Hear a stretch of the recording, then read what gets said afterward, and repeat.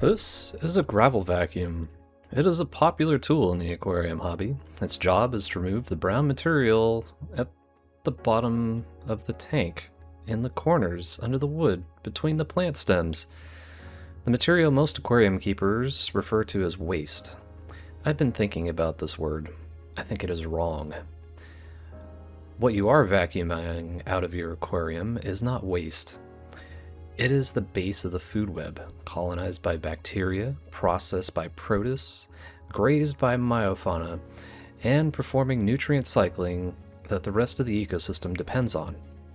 You have been systematically removing your tank's engine room and wondering why the engine runs rough. Detritus, in the ecological sense, is a solid, partially decomposed organic matter, not living tissue, not fully mineralized nutrients. It's the middle stage. Biological material that has died and begun breaking down but has not yet completely converted into its inorganic components. Fish waste, shed exoskeletons from invertebrates, decaying plant matter, the fragments of leaf litter as it breaks apart.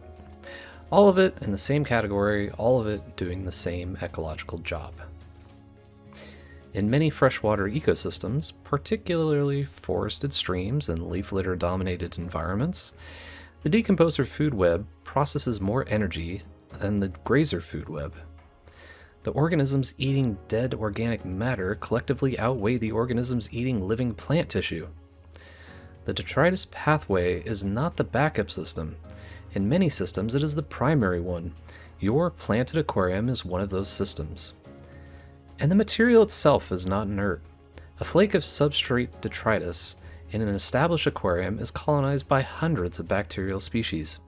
Several species of protozoa, nematodes, harpacticoid copepods, and if conditions allow, ostracods and rotifers. It is a habitat compressed into the particle size of a sand grain. When you vacuum it out, you are not removing waste, you are removing a populated city.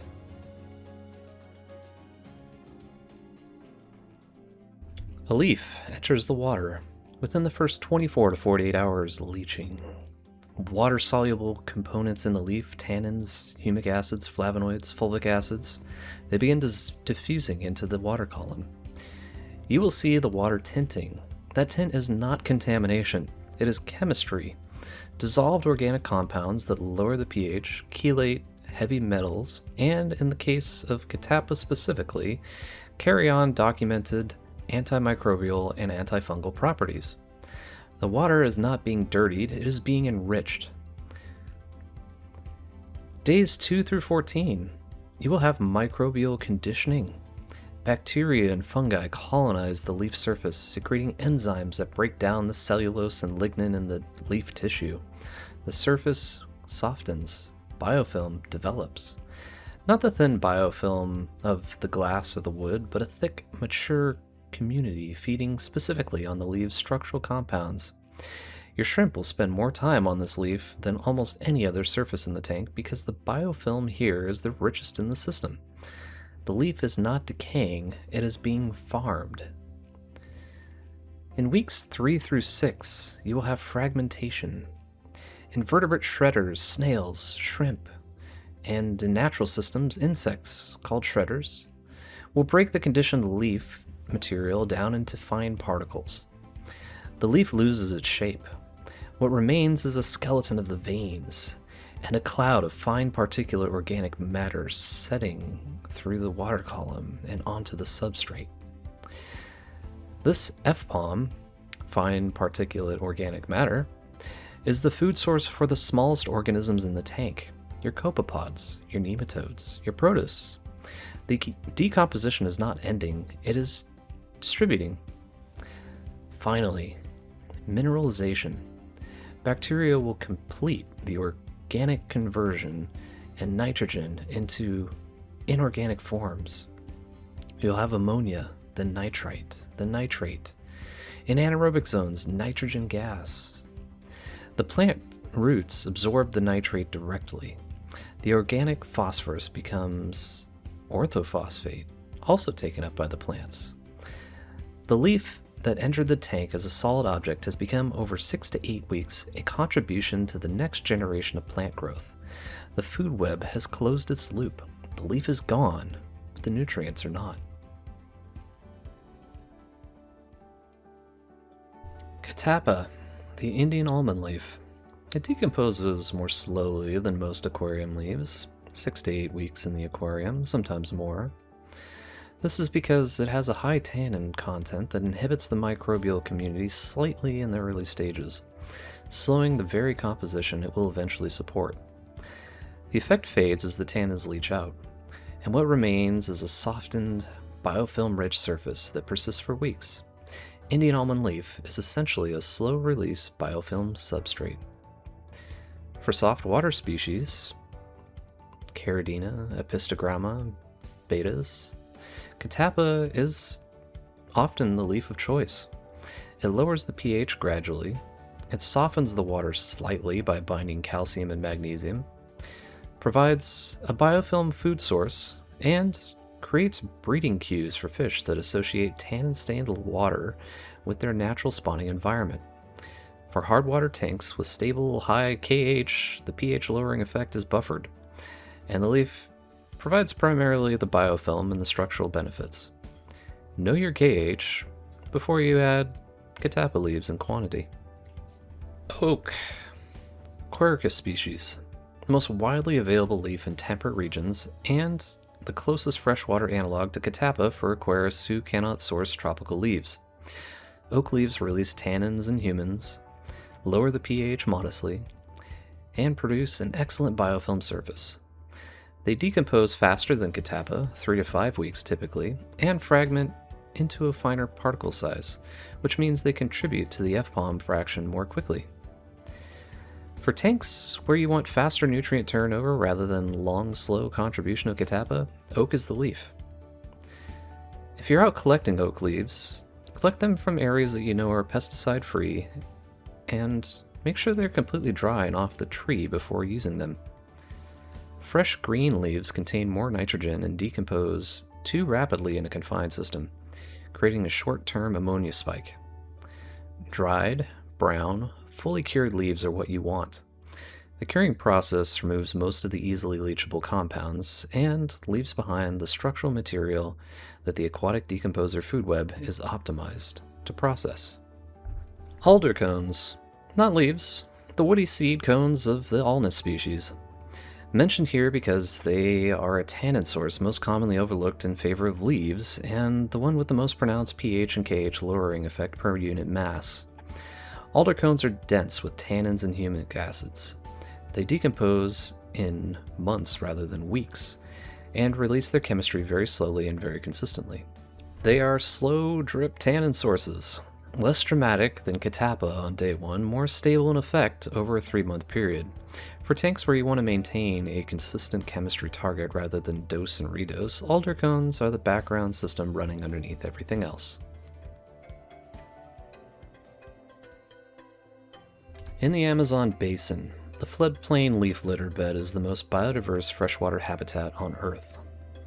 More species of fish, invertebrates, and microorganisms are found in leaf litter than in the open water above it, the soil beneath it, or in the plant canopy above it.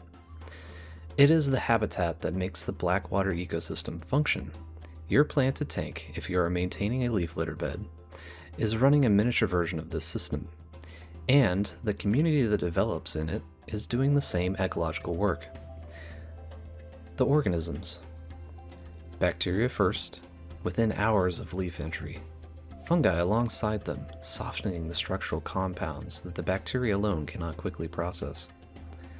Protists following the bacteria, flagellates and ciliates, grazing bacterial populations and concentrating the microbial biomass into a form larger organisms can eat. Nematodes following the protists, feeding on bacteria and fungi directly from the leaf surface. Copepods demonstrated to remove over 30% of bacterial biomass from decaying leaf surfaces per hour in controlled studies. And above all of this, your shrimp, your snails, your small fish, grazing the concentrated community that lower levels have assembled. The shrimp do not care about the leaf. They care about what is on the leaf. The biofilm community assembled by the bacterial and myofaunal processing below them is what they are harvesting. The leaf is the substrate. The detritophore food web is the meal. Remove the leaf and you remove the substrate. Remove the substrate and the meal does not exist.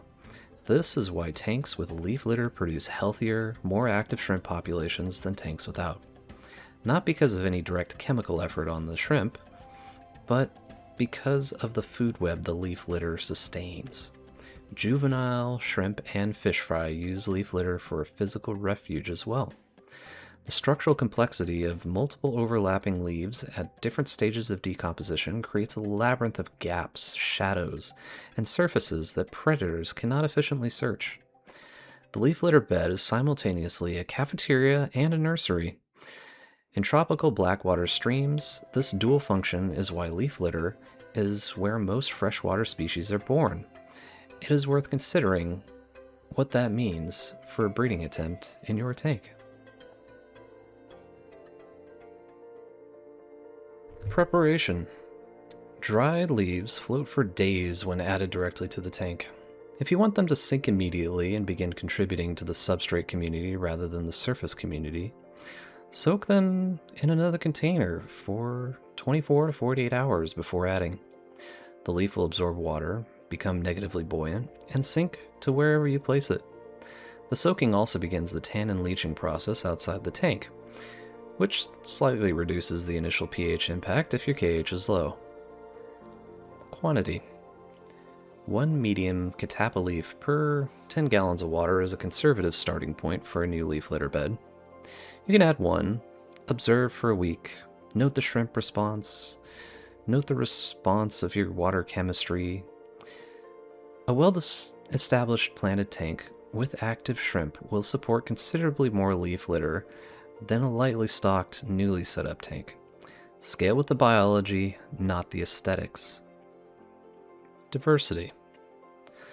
The best leaf litter bed uses multiple species at multiple stages of decomposition simultaneously. 1 fresh Catappa for the tannin and early biofilm concentration. 1 Catappa at 4 weeks for the dense biofilm grazing surface. 1 oak at the skeleton stage for structural complexity and for FPOM contribution. Maybe some alder cones for the long haul. The diversity of leaf stages generates the diversity of food and habitat that the community depends upon. Replacing all the old leaves at once is the ecological equivalent of clear cutting. Stagger the replacement. Always maintain at least 1 leaf in each decomposition stage. Removal. Remove the woody stem when the leaf tissue is fully gone. The leaf stem does not decompose usefully in most aquarium timescales and is primarily a visual nuisance for some folks. Leave the fine particulate fragments. Leave the dark staining on the substrate. Leave the bacterial film. What looks like residue is, as we have established, a populated ecosystem. The only thing that should come out is what cannot be processed further. Decomposition is not the end of things. It is the middle of things. The leaf that enters your tank is not dying in your aquarium. It is continuing. It is becoming bacteria, and then becoming protists, and then becoming copepods, and then becoming shrimp, and then becoming the nutrients in the plants that will eventually become more leaves. The cycle has no true beginning and no true end. It is continuous, it is functional, and it is happening right now in every corner of every established aquarium that has ever been set up with an understanding of what actually lives there. Add the leaves. Let them rot. Watch what moves in. The ecosystem is not asking for your intervention. It is asking for materials. Give it the leaves and get out of the way.